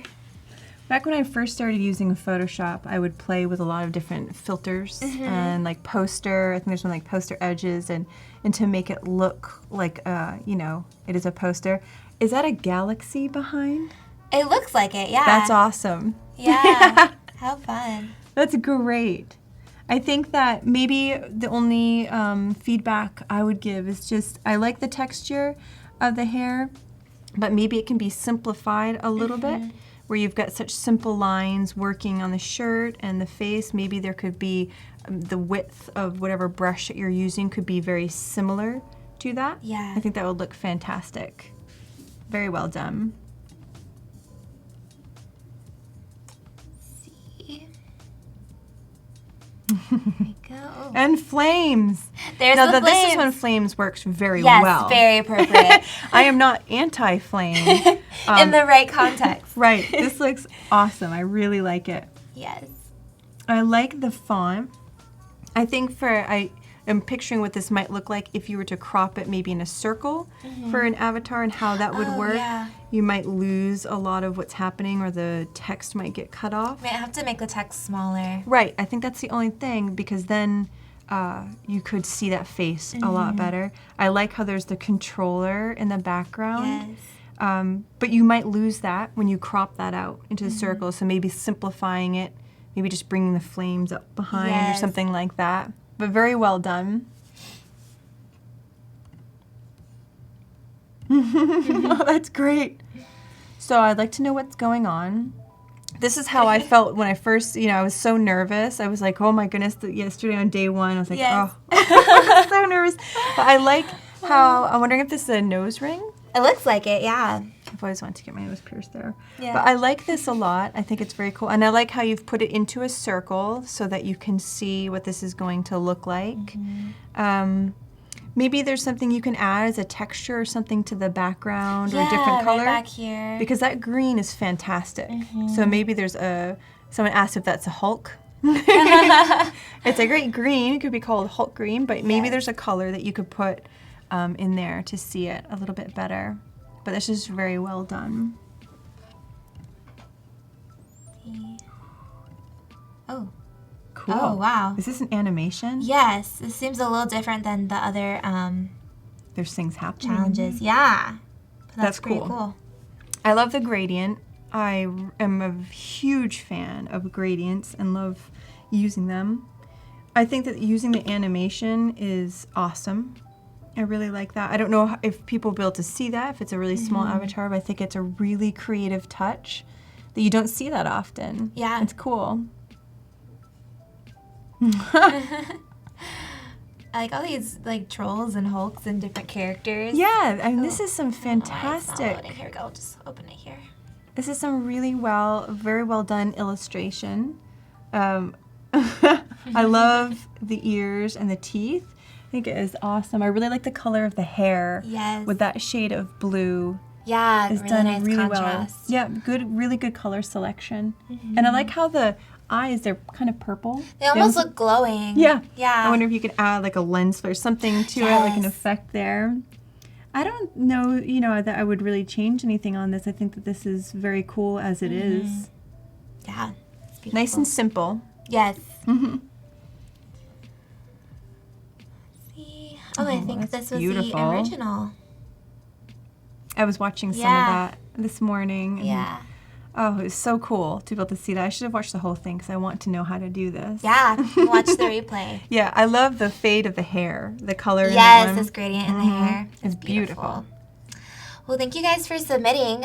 You can watch tomorrow's challenge in the morning at 9 a.m. Pacific time. Well, morning here. Yep. But wherever you are. And then right after this is going to be an XD Daily Creative Challenge. So you definitely want to stay tuned if you're interested in learning about XD and participating in that challenge as well. That sounds great. Yeah. We're going back to this screen here. I'm trying to work on these posts really quickly. And looking back at this, I had created these and I had worked a little bit with a different font. I'm going to see what it is because I can't remember right now what font that I had used on that one. So let me scroll down. Let's see here. Oh, well, it's simple. It is Bookmania, which I should have known. Sometimes when I'm wandering around, I don't know how many of all the other creatives out there in the chat, how many of you when you're walking around notice fonts now? Yes. Just from, being surrounded by font so much, constantly seeing fonts and being like, I know that font, or if I don't know it, I want to know it. Yes, and I take need a to picture figure of out it. what that is. I do that all the time. I think it Yes. kind of drives my family nuts. So I had I wanted to play around with a couple of these letters here. So I went in to these built-in. I thought I had found something really neat in here, but maybe I have to change this up. I can leave this for now. One thing that I had in the original was to show, when I was looking at this, I got thinking it'd be cool if there was an actual flower petal coming over. Oh, yeah. And where this was a picture that I pulled off of Pinterest, there wasn't anything, that I could put on there, but I wanted to sort of create one. So I'll go in here, let's see. I went into Adobe Stock and found these flower petals. Oh, beautiful. And they have the existing texture that does already. So I figured maybe I'll just use one of these and come in here. I'm going to quickly remove this background. First, let's try the magic tool on. Yesterday we talked about all kinds of different ways to remove. There's so many ways. There's so many ways to do so many different things in Yeah. Photoshop. It really just works, whatever works best for you and makes you the most efficient. Yes. I know yesterday I explained that maybe my way is very different from yours, and just how we all learn how to do it. So right now the magic wand tool worked really well, and I might come in with a quick selection, and let's go in here. Whoops, sorry. I'm going to just remove that shadow out because I don't want that in when I'm working on this here. So let's remove the background. I like this one petal, so I think I'm going to select this one. and select inverse so I can erase all the other ones so I can focus on this one right now. And I'm going to bring this into our post. Let's go to the one here. So I'm going to drag this down. So obviously it's going to be the wrong color. So to fix that, I might shrink it down just a little bit here and turn it maybe a little bit. Make it more the size of the other petals. And I'm going to go into hue and saturation under my adjustments. And I'm going to select colorize. So that doesn't look very good. So hold on now. Let's find the right color. You know, let's get into the right, at least the right hue. So we're close there. Yeah, it looks very close. And we need to boost that saturation, but then let's make that a little bit, so we're getting really close. Okay, that's about as close as I'm gonna get right now. I'm gonna hit OK. And I wanna duplicate this really quickly, hitting Option and drag it, because I wanna add a little bit of a shadow. Yeah. Someone had asked how we added the shadow to the frame. This is the same technique. What I'm going to do is to come under here and I'm gonna do color overlay. I'm going to eyedrop a shadow color in here that already exists, which is like this deep sort of plum color, because I don't want to have a shadow that's gray or just doesn't quite fit. Yeah. I think this would be something that will match that color palette. And right now it's really hard to see, but see as I'm moving, you can see this coming out here. If I can move it around, here's my petal right here. So I'm going to move this down a little bit and then just add a little bit of a blur. Under filter and blur, let's go right here. And you can preview what this is doing. So let's zoom in a little bit more so you can really see. You could add less blur to add a really sharp edge to that, or bring that blur up a little bit. I think I like it right there. It's working well right there. So one thing that I thought would be cool is to show just a little bit of motion as if it is almost falling as opposed to laying on it. So there's a couple different ways that you could probably go about doing this. Maybe one would be to use the smudge tool a little bit, and you can even like maybe smudge. Let's zoom in so you can see what I'm doing here. So this smudge tool takes that layer and literally smudges, you know, you can work. Creates that motion. Yeah. Way back before select or in like refinement tools, this is how I used to do like hair. Oh my gosh. Make all these like cool like Medusa-like hair. So you could do something like this, or you could go in, step back here. You can go in and under filter, there is like a slight motion under blur. And you could zoom in a little bit. You don't want to probably add, I'm going to show, you could change the angle that this Direction of it, yeah. The motion can either be this way, if it's set to this, or setting it diagonal, or maybe it's dropping to slight angle. This is going to be very subtle. You can just see how it added a little bit of motion there. And I'm going to leave that and zoom out. So I think that that works well for this one right here. And then zooming out here, and looking at, we've developed these here, bringing in that nice purple color, tying in the image as something that I wanted to do up here. So I'll start with selecting my next artboard and pulling in that nice plum color. Here we go. I know that I'm not naming anything now because I'm trying to hurry so I can get as much done. It's okay, we'll forgive you. And again, if anyone has any questions, if something wasn't clear, I'm more than happy to explain. Go ahead and reach out to us. Yes. I started, in the beginning and had a lot of questions and was so grateful for the people who took time to help me. Yeah, you can reach out to Andrea. Her Instagram is Studio Linear. And you can message her there, and also just make sure to follow her to see all these finished pieces that she's working on. Definitely. I haven't been able to read a lot of the chats, so if there was feedback on, I think you should do this and that, I'll definitely take that into consideration. Sometimes it's nice to have someone else's eye on the project. Fresh eyes. Oh, man. Sometimes I'm staring at something for so long. Yep. So I have this in here, and maybe I'll pull that up just a little bit. And for this post, we'll just type in opening soon or something like that. Let's bring this over. And let's change the color really quickly so we can see what we're actually doing. I'm going to make that a little bit smaller. Pull it down here. All right. And I think that we'll pull in one more over here. Thank you, Tim. Tim just dropped your Instagram. Oh, thanks. And if you want to check out her website, it's the same name, studiolinear.com. And there's a link to it on her Instagram, too. Thank you You all. should definitely go check it out. I spent a lot of time. Oh, thank you. And we spent a lot of time looking at yours. Oh, stop. I think when we first Thank came you. in That's here, so I was like, nice. oh, it was so fantastic. Oh, that's sweet. Yeah. It's so fun. I love looking at what other people are doing, even in different fields, because you get inspired by, like, you know, even though I do photography, looking at branding work and like the colors that you use or elements that you use can be really inspiring. Yep. So I love seeing what other people are doing. It's so fun.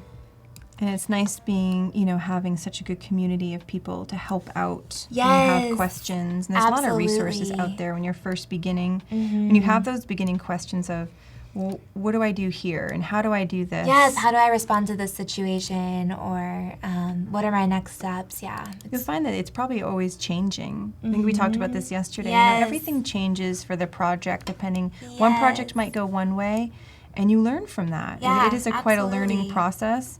As I am now dragging this huge, let's see, it's step back here. I wanted to add in a little bit of the color. Let me make this quite a bit bigger. Of that gold off to the side here. How fun, yeah. Just to bring back, because we had a hint of that in those stories. So I want to bring that in here. And then we had like a cool green. And again, I went on and just Googled, you know, different shades of green. I'm going to adjust this just a little bit because it is not quite the green that we have, like the Elmo green. So I'm just going to bring the lightness down and the saturation down a little bit. So it matches a little bit better. So we are right now working, I'm going to drop this in the center. So I'm sort of picturing where I have, you know, pieces placed. Yes, and how they're gonna line up when you post. Like you wouldn't want the two textures like right above one another. Yep. So, whoops, let me step back here a little bit. I'm going to drag that right in here. I love how you can just work within each board. It's so helpful. This is really great. And then we'll go in and select some green here. Just like we had that stories one, I might do more of a text-based post here. Or even like we had from yesterday, the poster. So let's see. What's a typical number of posts that someone would ask you to like design to start with? Like We would probably show about this 6, something that could fit on a phone mock-up that we could show a client. It seems like a good number to start because we don't want to invest too much time. Or overwhelm them. Yes, exactly, You know? which you can do. Yeah. You know, Oh, when you yeah, it's so submit easy. too much, the client can get bombarded. Yeah. This was the poster we worked on yesterday, and I just want to select an element from that to bring that in here. And I can see some white on the edge here, so really quickly I'm going to go in and hit Command to select this layer. And then under Select, I'm going down to Modify and Contract. And this allows it to contract and come in just a little bit, so we can cut out some of those pixels. I think I'm going to start with 2 because I don't know how much it's going in. I think that will work to cut that out. Yeah. And select Inverse and delete. I select Inverse because I want the outside of my selection. If I kept it as it was, it would have deleted The her. inside, yeah. So that worked, but you know, I think it can come in just a little bit more. Fine tuning. Yes, Raj is asking how you learned font pairing. That's a really great question. Actually, a lot of books. Yeah. I studied a lot. Fonts are tricky, and it is hard to find. There's a lot of great resources out there for looking at font pairings. We try not to go crazy with too many fonts. Yeah. In keeping together, you can go with a serif and a sans serif, and in fact, that works really well. It's a safe pairing usually. It is, yeah. So I think if you were to just look up, resources to learn a little bit more about font pairings, you'll find quite a few out there that already exist. But I think I went on to Amazon and bought, quite a few books. Yeah, and it's about training your eye, right? And seeing. Yes. There's so many elements that go into a font, and so training your eye and seeing what other people do is really helpful. Yep, definitely. And you'll start seeing as you go on, different websites always have, it's a great example of some good font pairings because you have to have that set up. The type needs to be easy to read. Yeah.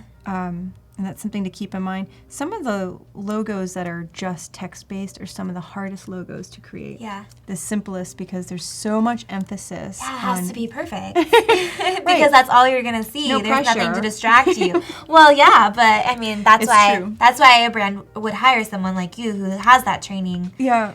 Yep. And so sometimes, the simplest ones are the most challenging because there's so much pressure on having that be, perfect. Ooh, Landon is asking, what would be your #1 recommended design book? Well, stepping for design, that's a great question. There is, I'm drawing a blank on the name. It's a book that my dad gave me years ago, and it was all about learning about grids and how grids and how things are laid out. I almost think it was an architectural book, but it was one that talked about how, when you're laying out a design, and this applies to web design, other design, how crucial following some sort of grid was. And maybe I'll write something in after if someone asks that question in there, and I'll look at that book. I mean, it's old. This book is like from the 80s. Can you put it on your Instagram stories or something so Yes, you can see it? definitely. That's a great idea. Yeah. That book really changed how I looked at design. I didn't know that there was a set sort of structure to things and how they work. So in designing the poster, a lot of times stepping back and seeing how things, would work in different pieces and making sure it's somewhat balanced. I do prefer things to be shaken up a bit and asymmetrical, but there does need to be a balance so that it doesn't feel uncomfortable. You see something and it just works really well. One of my favorite books that I've read that really changed my business was A Company of One by Paul Jarvis. Okay. I think that was a book that resonated a lot with me because in the beginning I didn't know if, growing, you always assume that growing is growing the business to a large scale means success. And that's what I thought. But then once I read that book, it really helped to open my eyes about maybe that's not what I want. Maybe there is a simpler way in doing things that allow you to be creative and to do what you love. So that I would say that was my #1 favorite book. Yes. That I've read. Right now I'll I'm have to just read that. Yeah, it's an awesome book. Yeah. I have it on Audible because I don't Just listen while I'm working. Yes, multitasking. Yep. These are those silhouetted birds that we had in the poster. I'm going to bring that element back in. So I'm just copying those. I want her to be looking up at those is what I'm picturing. So Command V, and let's shrink those down. Someone was asking how you set up these artboards. So if you missed yesterday or if you missed earlier today, you can watch the replays. They'll be available on YouTube and Behance. So you can go back and see all the steps that Andrea took to get to where she is now. Yep. And what we're trying to do is get an end result here. So I'll show this right here is something that I think works really well and changes this up a bit. So let's go in and grab. I'm going to make a rectangle really quickly for this. I'm sorry, a square. It's a type of rectangle. Exactly. Right? I'm going to remove that fill, and I'm going to add an outline really quickly. And let's change the width of that outline. I want it to be kind of thin, though. Okay. So I think that works. And I'm going to come under Layer and I'm going to convert that so that I can select the whole thing here. So what that did was, by converting, it allowed me to select that as opposed to just selecting the outside of that. And I'll hit copy merge, and we're going to paste it in here. Command V. So he must be somewhere else, but I don't see it here. It must be floating. Oh, it's probably because it's outside of the there it is. artboard. So I know we have not much time. Yeah. So we will post the final product when Yes. we're done. I would thank you all for following along with this. Yes, thank you so much. Follow Andrea. Her studio is called Studio Linear, and you can see all of her work there, and then you can see these final images when they are finished, and you can message her if you have questions. Yes, please do. Yes, and thank you so much for joining us. Right after this is the XD Daily Creative Challenge, so stay tuned for that, and thank you so much for watching. Bye. Have a great day. Thank you, everyone.